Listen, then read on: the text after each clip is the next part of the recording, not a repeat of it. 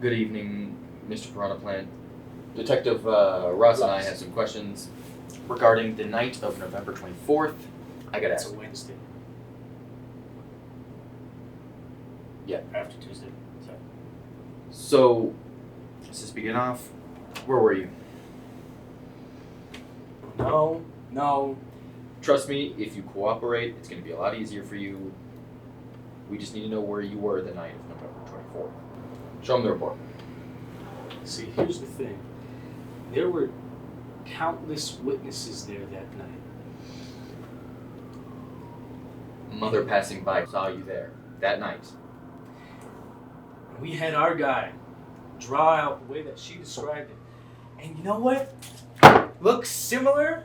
Look familiar to you? Huh? Did you draw that? I mean, it's good.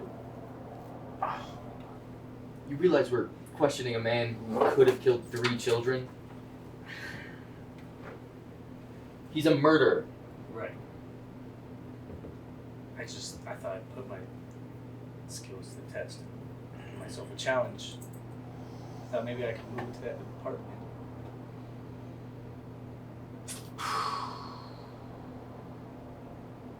Why are you the last Just fucking stay. No one respects us anymore. Take your fucking sunglasses off. We're indoors.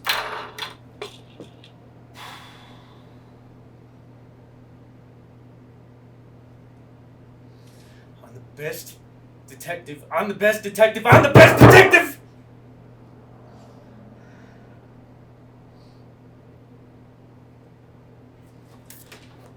Okay. We know you fucking did it. You son of a bitch! Tell us where you buried those bodies right fucking now. I'll tear you limb from limb if you don't!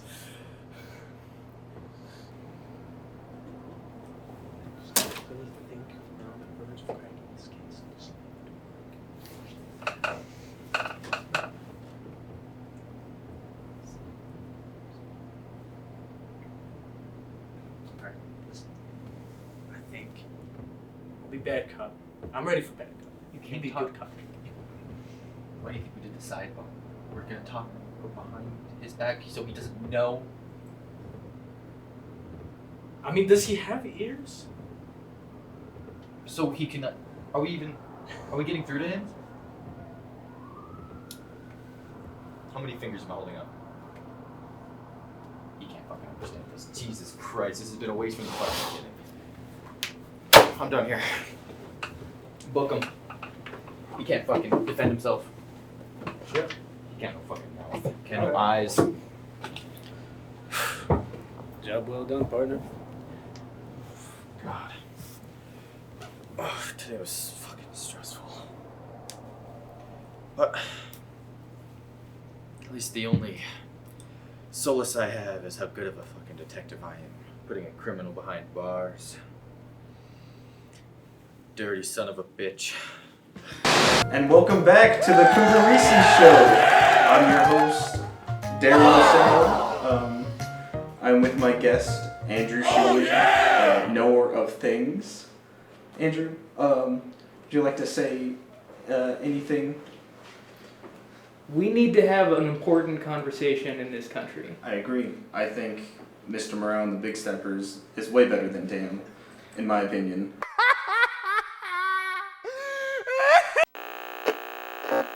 We're nominated under very conspicuous circumstances in that in 2016, in Obama's last year, Mitch McConnell refused to have a hearing on Merrick Garland, who should be on the court, currently Attorney General, which, by the way, what a fucking consolation prize is that, am I right? Hey, Merrick, you didn't get to be on the Supreme Court, but why don't you try to prosecute a bunch of Capitol rioters and not do anything as Attorney General? Merrick Garland gets totally dismissed and ignored in 2016. And then in Trump's final year of the presidency, if Mitch McConnell had any honor, he would also have refused to nominate. What about that weather outside? Refused to have a hearing. It's a hot one. The weather is awful. I will admit that. That's even worse. The Supreme Court has silver ringers, and the weather is terrible. D.C. is a swamp in more ways than one. But yeah, you hear that, folks? Make sure to wear your rain boots. In It's a wet one out there. in 2020, we had 2 nominees to the Supreme Court, which, if it was a just world, they also would have been dismissed until the following election year. But no, Republicans have no value, and neither do Democrats. By the way, Democrats. I mean, talk about a party of values. Roe v. Wade gets overturned.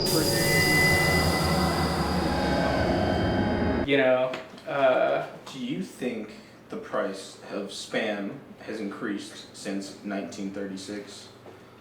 Probably. The Whipped cream? the infection itself is a infrastructure that Canada is dependent on the personal automobile. Personally, I'm a big fan of trains.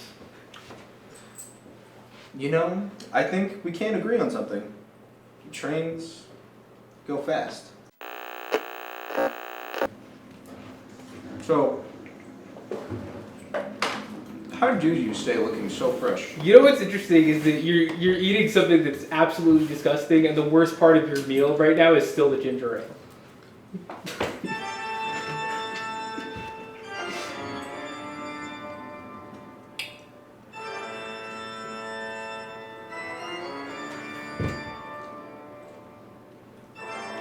What are those earrings? What are those?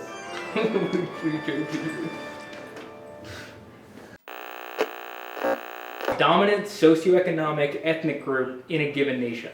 It's just a promise of violence. And the police, like this giraffe, are effectively an occupying army. All you gotta do is overcome the police and then go right to this motherfucker. Guillotine him, get rid of all the property laws, and the world is ours. Or you'll be living on the streets if you don't play the fucking bongos when I tell you.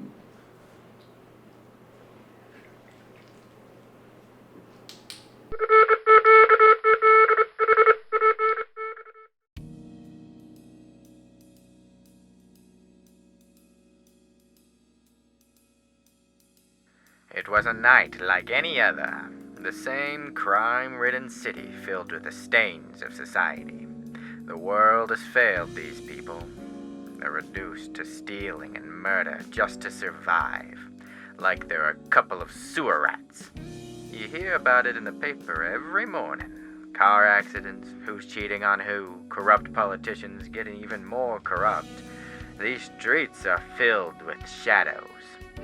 There I was, overlooking the cruel city, living with a roommate far too stupid to comprehend my deepest thoughts. Hey, Cougar, what do you want to eat? Ah, yes, there I was, ordering Chinese. Wait, no, I was ordering Vietnamese. Helping out a business society screwed over more than anything else. What did you say?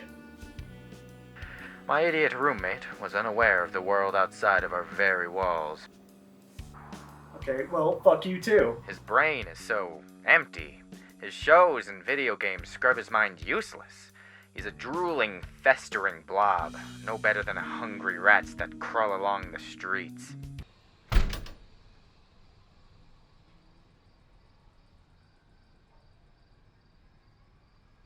There I was, being kicked out by one of the very sewer rats I've been watching.